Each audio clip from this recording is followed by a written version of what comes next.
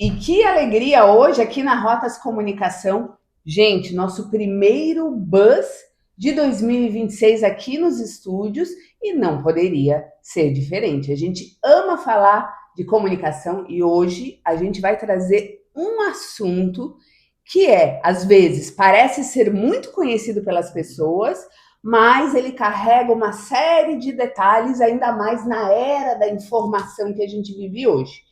E solta a vinheta!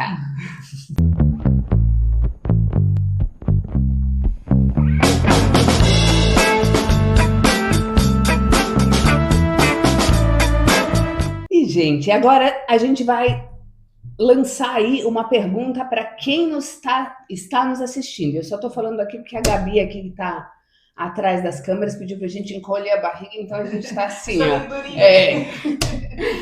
Mas quando você, por exemplo, quando vocês vão pesquisar um hotel na internet para um passeio em família, aí vocês gostaram do hotel, acharam as fotos lindas, que já é um tipo de comunicação de venda. O que mais a pessoa atualmente tem percebido? Ela vai direto, pelo menos comigo é assim, direto nas recomendações. Não acontece com você? Não, tudo bem, o hotel é maravilhoso, etc. Mas vamos ver o que estão falando sobre isso, né? Exatamente. Hoje em dia, a reputação de uma empresa e a comunicação, ela tem se tornado cada vez mais forte. Então, o que você comunica, desde um atendimento, por exemplo, de um hotel, até uma estrutura, em termos de conforto, faz parte do universo da comunicação. E hoje a gente vai falar sobre entrevistas, sobre comunicação, ou seja, como você se comunica com o seu público.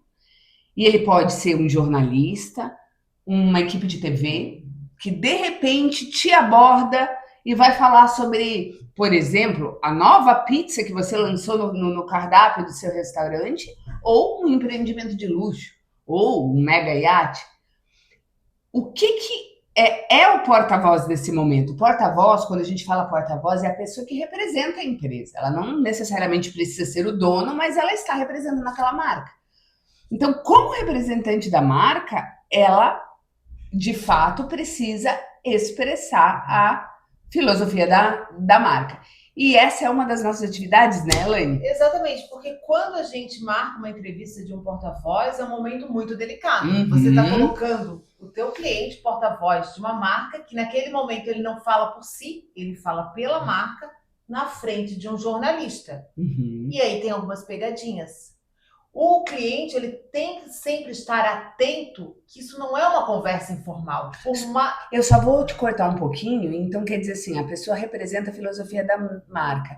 É que nem o Matheus no Rio Boat Show, o ano passado, que se largou no tanque de mergulho? Exatamente. E que representou a nossa marca? A Rotas? Ah, entendi. Ou se postura, né? Também não dava pra avacalhar. Ou resolveu se fantasiar de uva no carnaval? Não, entendi. A gente cafezinho. cafezinho para falar desse jornalista e café. O porta-voz, ele tem que entender que quando ele está conversando com um jornalista, isso é um momento formal. Ele não pode deixar a conversa fluir e achar que é uma conversa de bar, que ele está conversando com um amigo dele, porque o jornalista, ele é muito profissional. Não é momento de fazer piadinha. Piadinhas, muito cuidado, às vezes com expressões que são ditas normalmente, mas que pode soar um pouco machista. Então, é muito delicado esse momento. E aí você falou uma coisa interessante. Primeiro quadro, o que não falar durante uma entrevista.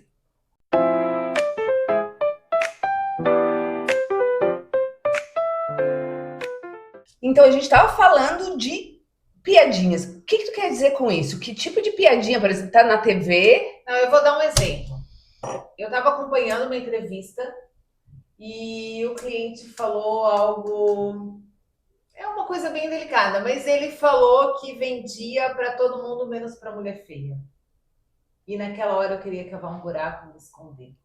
A sorte dele, que a jornalista foi muito profissional, não retrucou, porque ela poderia ter retrucado, ela poderia ter criado um embate naquele momento, né? Foi tudo, acabou a entrevista, eu fui conversar com o cliente, pontuei para ele que aquilo não foi legal, ele mesmo já tinha entendido, a hora que ele falou, ele entendeu que não, e a gente contornou a situação, falamos com a jornalista, explicamos que foi uma expressão não colocada, que E outra, desculpas. é uma piadinha. O nosso cliente não queria, naquele momento, jamais ter um tom de discriminação, um tom discriminatório, mas, naquele momento, é aquela questão. O Matheus tá me entrevistando. Eu tenho que entender que por mais que ele seja meu amigo, por mais que a gente se dê bem, neste momento eu sou a empresa, eu não sou mais a Larissa. E o Matheus é a TV, ele não é mais o Matheus. Saber separar é muito importante. E qual que é a pegadinha aí? Aquilo podia ter virado o título da matéria. CEO de empresa X diz que não vende para mulher feia. Já pensou? Nossa E Senhora. no dia seguinte a assessoria tentando resolver isso. O problema é isso. E isso chama atenção para um ponto que é muito importante. Tudo que você falar para o jornalista pode ser destacado na matéria.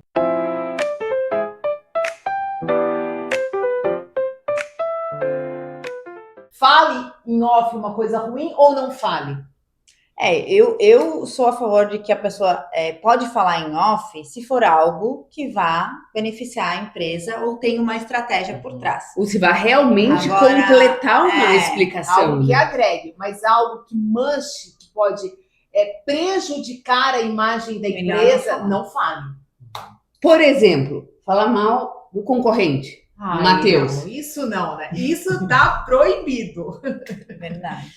E por mais que a gente, é claro que todos os, principalmente nossos clientes e outros empresários que amam as suas empresas, eles acabam traçando esse tipo de comparativo. É muito natural, né? Só que quando você fala do outro, você acaba destacando o outro e não você mesmo. Então, E às vezes, olha só, o jornalista podia ser que fosse fazer a matéria só da empresa X. Mas eu tô dando a entrevista, eu sou o cliente, eu falei tanto da empresa Y que o jornalista, interessante, vou colocar a empresa Y na matéria também. Então, às vezes, eu tô dando palco para um concorrente desnecessariamente. nossa, não, tu falou tão bonito, empresa Y. É um nome, né? É que não Vai dar buzz. É o vinho que tá escondido aqui. Ah, eu sabia. Exatamente. Então, é fundamental que na hora da entrevista, o cliente, o porta-voz, ele saiba que por mais amigo que ele seja, por mais informal que a conversa seja, ele está conversando com um jornalista e tudo que ele falar pode ser publicado. Então, aí a reputação da empresa está em jogo. E tem que tomar cuidado também com aquelas pegadinhas, aquelas perguntas ali que religião, política.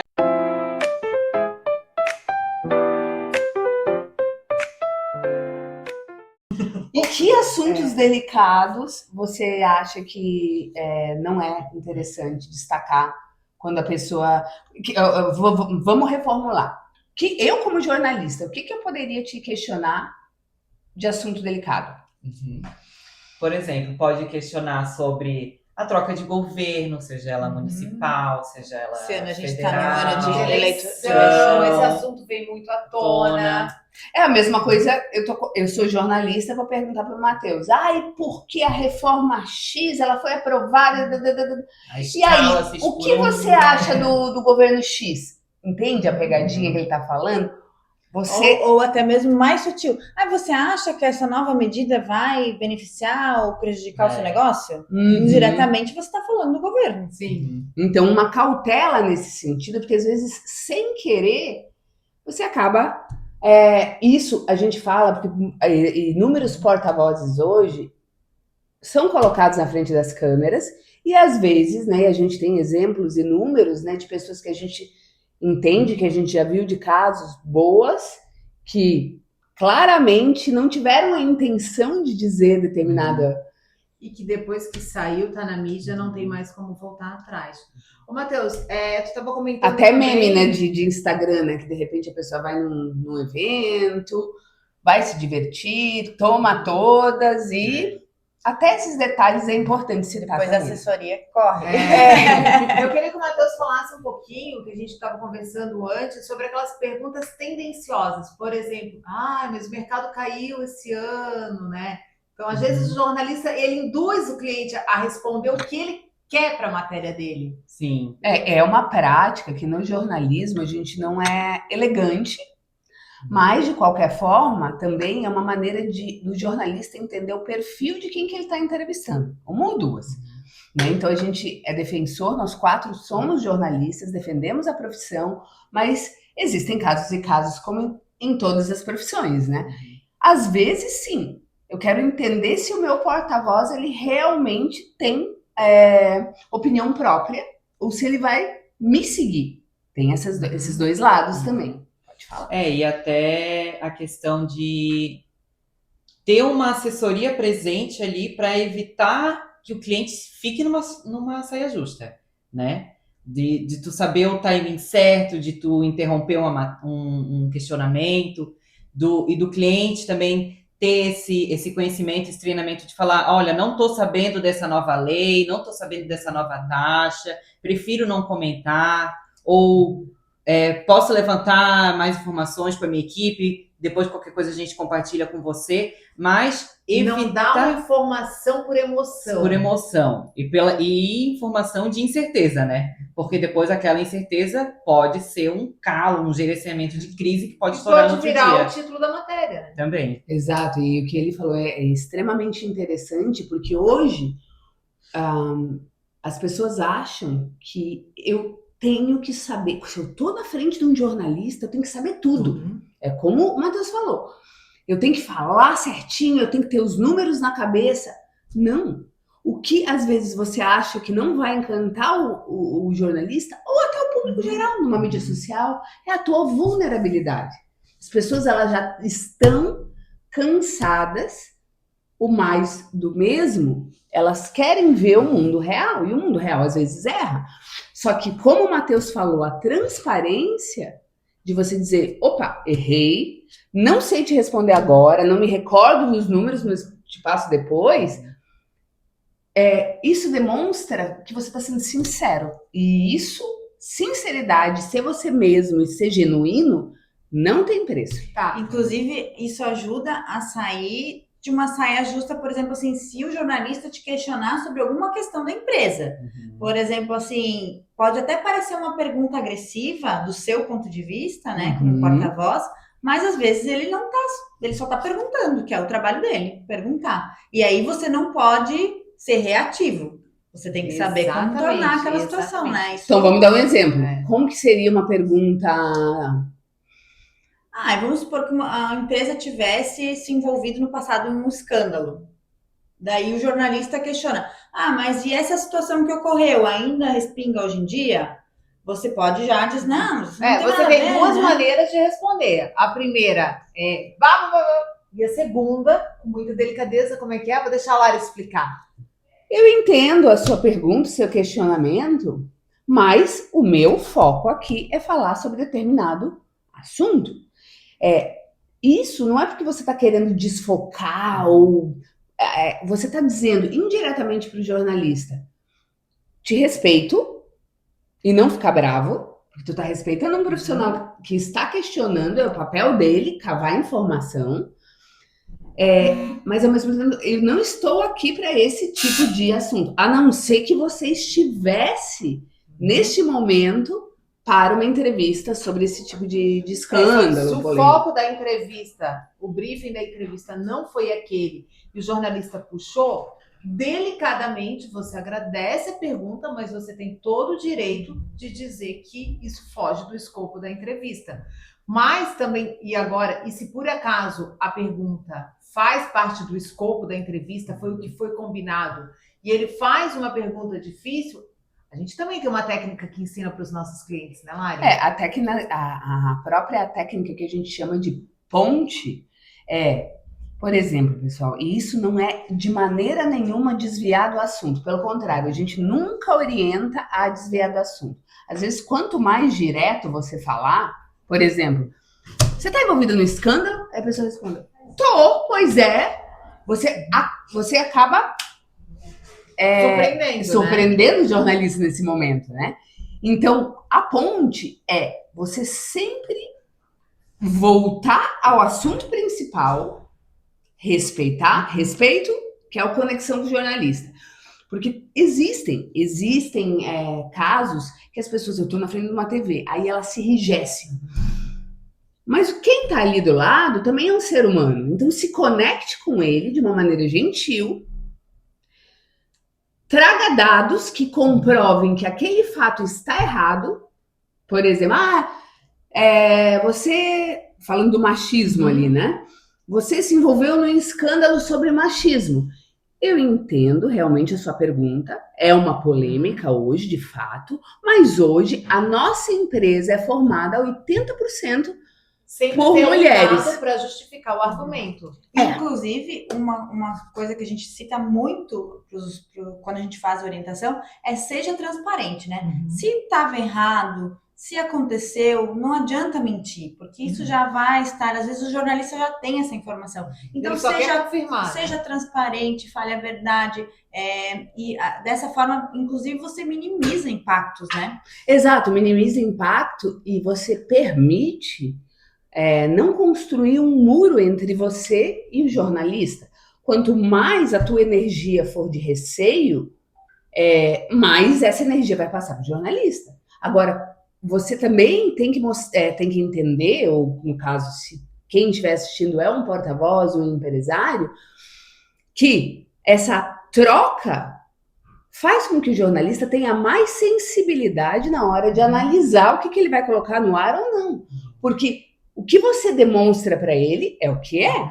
Agora, se você chegar, sim, não, ok. Por isso, e assim, obviamente, as pessoas não entendem sobre assessoria de imprensa, porque isso faz parte de um trabalho de assessoria de imprensa, está sendo tão requisitado ultimamente e como tem sido importante, e não tem por que entender. Nossa área, então é importante essa consultoria estar ao lado de... E o trabalho do Media Training, ele funciona também com questões sensíveis, né? Recentemente a gente fez um treinamento com um grande líder, uma pessoa que entende muito sobre a área de atuação dela, mas nós entendemos, enquanto assessoria de imprensa, que precisava de um treinamento para perguntas sensíveis. E a pessoa foi super humilde em concordar com isso. E foi um trabalho incrível, assim, porque eu fazia as perguntas difíceis, com o dedo na ferida mesmo, sem medo de ofender, de causar um incômodo ali no momento. A gente já estava grudado lá fora do edifício, falando assim, meu Deus, se a gente não se grudar fora do edifício, vão jogar a gente, vão arremessar. E a primeira reação do cliente era responder, porque isso não é bem assim, porque você está equivocada, porque... E daí depois a Lara entrava e falava, não. Se o jornalista perguntar isso, você tem que responder com calma, dessa maneira. Você tem as informações na mão, é a forma como você responde que às vezes faz toda a diferença. Com certeza, é energia. E outra, isso demonstra que o porta-voz não entende o trabalho do jornalista. O jornalista, ele não é nada pessoal. O jornalista está ali para perguntar, ele não quer te ofender. O papel do repórter é de coletar informação. É isso que ele está ali para fazer. A segurança do cliente também. E tem uma outra coisa, né? Eu acho que o empresário, quando ele perceber, se ele começa a entender e começa a ser assessorado de forma correta, ele entende que quanto mais perguntas polêmicas, opa, esse jornalista aí deve ser forte. Deve ser de um veículo, de um canal de comunicação forte. Porque o jornalista está aí a serviço. O jornalista que tende a mais puxar saco do que realmente questionar, talvez não tenha tanta força no mercado assim. Então, esses detalhes são a diferença. Mas só o último item que eu acredito que dá pra gente falar de entrevistas, não enrole. Falando em enrolar, Matheus, numa entrevista, você tá lá com o teu cliente numa entrevista para uma televisão nacional. Olha a oportunidade da empresa de mostrar autoridade, de divulgar a sua marca, de falar de compartilhar conhecimento com tantas pessoas. E aí o jornalista pergunta qual foi o percentual de crescimento da empresa. Aí o porta-voz começa a falar assim, Não, porque a nossa empresa, ela nasceu. Em 1960. E lembrando que TV ainda tem um tempinho muito pequeno de aproveitamento. Isso também é importante de lembrar para quem você está dando entrevista. Se é para um jornalista de veículo online, se é para um jornal, se é para uma TV, se é para uma rádio, porque muda também a forma como você vai responder, né? Se for para uma TV, tem que ser mais objetivo, porque você tem que passar a mensagem em um tempo reduzido para que o que você quer que saia, né, realmente entre na edição, né? Agora, se você ficar enrolando, não vai sair. Por exemplo, a metade da história da empresa. E não só a metade da história da empresa, às vezes não sai. O que é pior não ainda. sai. Muitas vezes não sai. Vai lá e grava com outra pessoa que fala objetivamente os Exatamente. E sim, não acho. Às vezes o motoboy que tá ali, ou o cara que tá fazendo E esse é o papel da assessoria de imprensa, é saber orientar o cliente como se portar perante o perfil do jornalista. Não é só, né? A Maikele falou sobre os tipos de veículos ali que você tem que ter uma postura diferente, mas o perfil do jornalista, se é um jornalista mais de lifestyle, se é um jornalista mais de economia, o papel da assessoria de imprensa é justamente preparar o cliente para ele entender o que o jornalista está buscando ali naquele momento. Exatamente. E não só o que ele busca.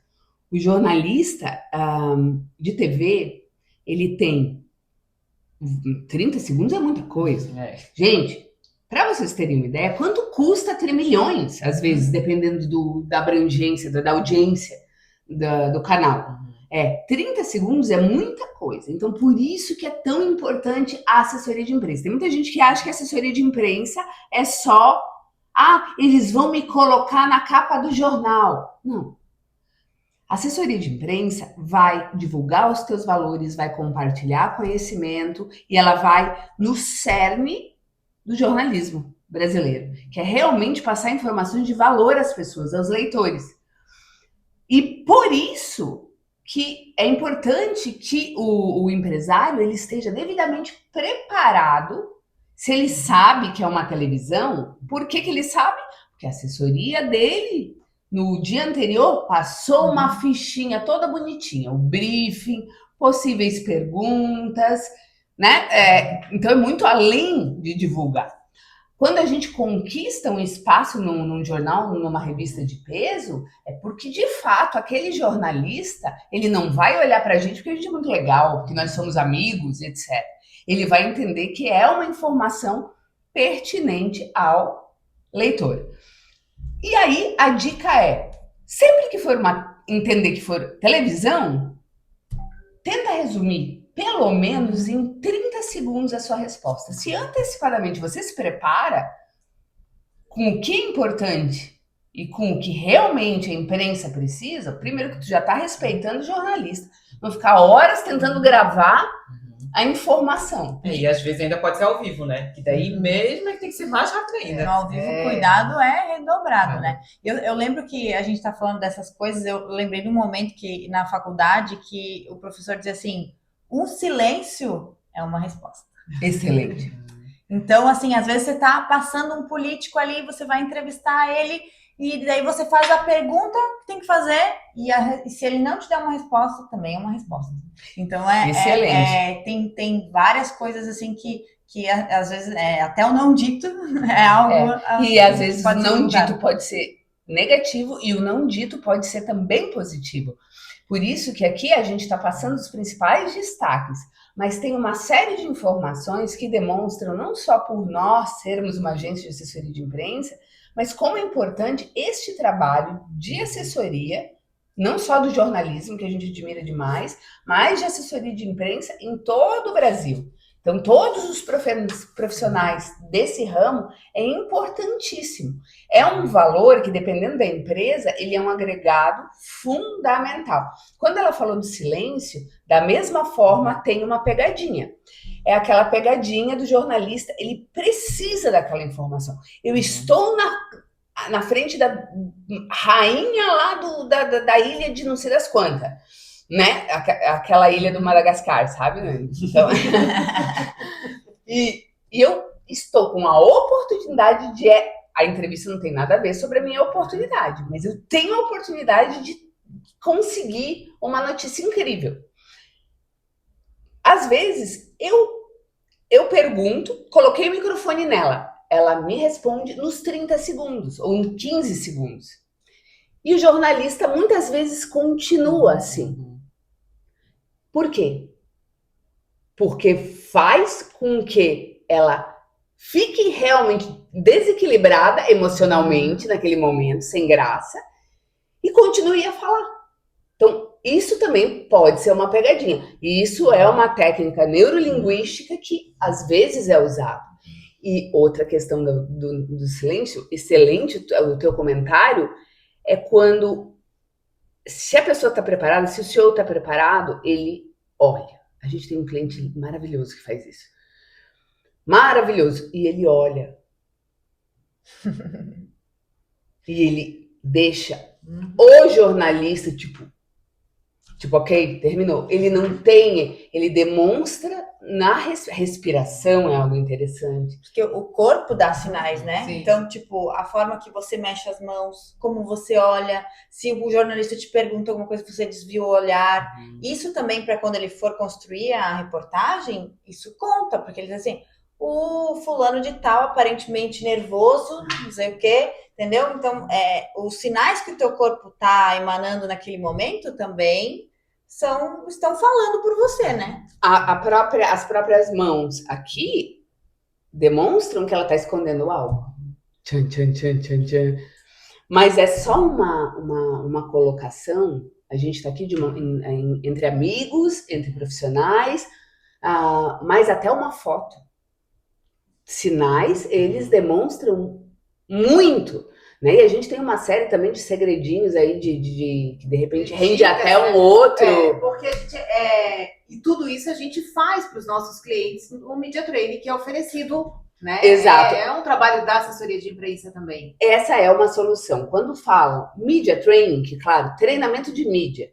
Treinamento de mídia, isso não quer dizer apenas que o empresário será treinado para entrevistas com a imprensa. Mídia, ela é muito abrangente. Ela pode ser mídias sociais, postura com o público, numa apresentação. Então, o bacana é que os nossos programas, eles são personalizados.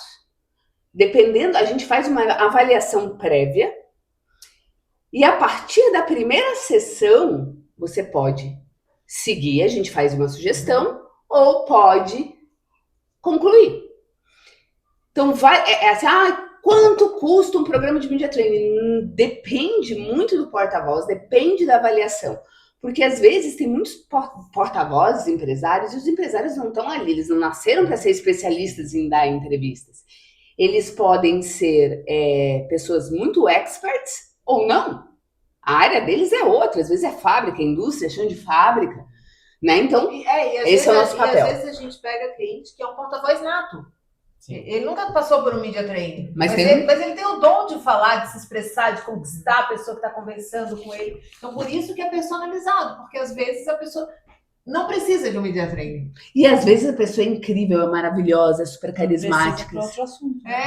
Exato. Inclusive, quero te fazer uma pergunta agora, Lari. Você está sabendo que recentemente a gente teve um caso que repercutiu mundialmente, que inclusive gerou um filme da Netflix, que é A Grande Entrevista, que foi a questão do príncipe Andrew, da monarquia britânica, que acabou sendo preso agora, recentemente, no início desse ano, inclusive, por conta de uma entrevista que ele deu para a BBC, e ele falou que era amigo de um condenado por crimes sexuais. E a gente tem um trechinho aqui, ó. E eu acho muito bacana, vocês vão ver o trechinho, assistam. Esse filme... Esse tinha media training? Mas não tinha media training porque tem momentos do filme que mostra que ele não estava aberto para isso. Essa aqui é a entrevista original. When he was serving time, there was no call, no letter, nothing there. No. He was released in July. Within months, by December of 2010, you went to stay with him at his New York mansion. Why? Why were you staying with a convicted sex offender? Right. I have always, ever since this has happened, and since this has become, as it were, public knowledge that I was there, I've questioned myself as to why did I go and what was I doing, and was it the right thing to do? Now, I went there with the sole purpose of saying to him that because he had been convicted, it was inappropriate for us to be seen together. And I had a number of people counsel me in both directions, either to go and see him or not to go and see him. And I took the judgment call that because this was serious, and I felt that doing it over the telephone was the chicken's way of doing it. I had to go and see him and talk to him. And I went to see him, and I was doing a number of other things in New York at the time, and we had an opportunity to go for a walk in the park, and that was the conversation, coincidentally, that was photographed, which was when I said to him, I said, look, because of what has happened, I don't think it is appropriate that we should remain in contact. And by mutual agreement during that walk in the park, we decided that we would part company, and I left, I think it was the next day. And to this day, I never had any contact with him from that day forward. What did he say when you told him that you were breaking up the friendship? He was what I would describe as understanding. He didn't go into any great depth in the conversation about what I was doing or what he was doing, except to say that he'd accepted whatever it was, a plea bargain. He'd served his time, and he was carrying on with his life. You see what I mean? And I said yes, but I'm afraid to say that's as may be.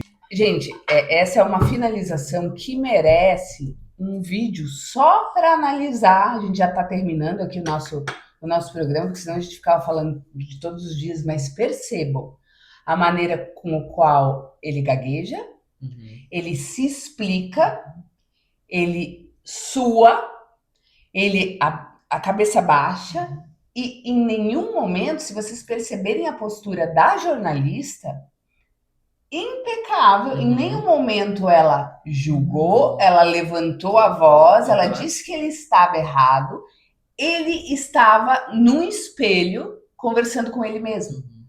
Então ali ele estava o tempo inteiro se explicando que a Nani falou, não, eu não fiz isso, eu não fiz isso. Ei, tira o papel de, meu Deus do céu, agora, e coloque um papel profissional, de líder, com transparência, e realmente foi um caso interessantíssimo, mundial, de má gestão de uma entrevista.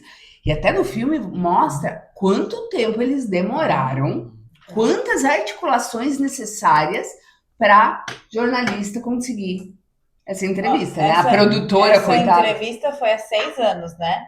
E o filme saiu no ano passado. Tem na Netflix, pessoal. E nesse começo de ano, de 2026, ele foi preso por conta dessas questões, por ele ter passado informações confidenciais para esse criminoso sexual. Então, que até já faleceu, mas enfim, vejam como uma entrevista... Pode ser que fuja um pouco do tema. A gente tá falando de gerenciamento de crise agora. É outra coisa, gente. Mas, nesse caso, tu acha que a assessora de imprensa dele agiu errado ao agendar a entrevista? Eu acho que depende, porque eu acredito, acho que sim, da maneira que ela fez, sim, errado, porque havia um outro assessor, eu não sei se vocês perceberam ao longo do filme, faz um tempinho que eu assisti, e que ele não aceitou ficar mais no cargo. Porque ele não concordava com isso. Então, o nosso papel ao lado de líderes, porque a gente não pode se responsabilizar por erros ou acertos de nenhum dos nossos clientes.